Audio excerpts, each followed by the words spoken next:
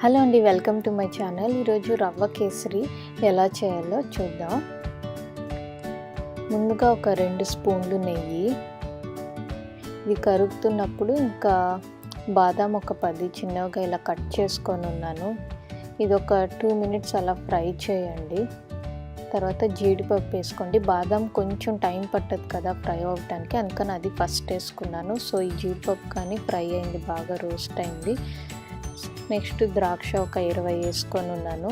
ఇది పాపప్ ఇలా లావ్ అవుద్ది కదా బెలూన్ లాగా, అప్పుడు తీసి ఇవన్నీ సైడ్ పెట్టుకోండి. మీకు డ్రై ఫ్రూట్స్ ఎక్కువ ఇష్టం అంటే ఇంకొంచెం ఎక్కువ వేసుకొని ఫ్రై చేసి పక్కన పెట్టుకోండి. రవ్వ 1 కప్పు వేసుకొని ఉన్నాను. నేను యాక్చువల్లీ ఈరోజు లావ్ రవ్వ వాడున్నాను, మామూలు ఏ రవ్వ అయినా వాడుకోవచ్చు. సో ఇది మంచిగా ఫ్రై అయ్యి మంచి స్మెల్ వస్తుంది రవ్వ ఫ్రై అవుతున్నప్పుడు. ఈ టైంలో 3 కప్పుల నీళ్ళు వేసి బాగా ఒకసారి మిక్స్ చేసుకోండి. ఇది ఉండలు కట్టకుండా బాగా మిక్స్ చేసుకొని మూత పెట్టి ఒక 3 నిమిషాల దాకా ఉడికించుకోండి. సో రవ్వ బాగా కుక్ అయ్యింది. సో నీళ్ళు కానీ మెల్లిగా అబ్జర్వ్ అవుతూ ఉంది. చక్కెర ఒక 1/2 కప్ వేసుకుంటున్నాను. మనం బ్రౌన్ షుగర్ కానీ బెల్లం కానీ వేసుకోవచ్చు. సో ఇలా బాగా మిక్స్ చేసుకోండి. చక్కెర అంతా మంచిగా కరగాలి.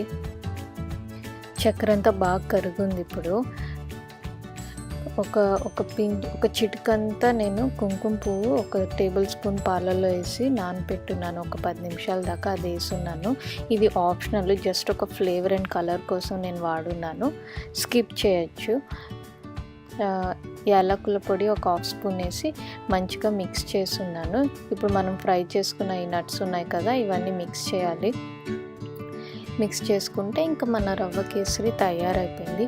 ఇది చూస్తున్నారు కదా, సాఫ్ట్గా ఉందన్నమాట. మనకి ఎక్కువ తిక్కాలంటే ఇంకొంచెం ఫ్రై చేయొచ్చు, బట్ ఈ కన్సిస్టెన్సీ కరెక్ట్గా ఉంటుంది, తినేటప్పుడు పర్ఫెక్ట్గా ఉంటుంది.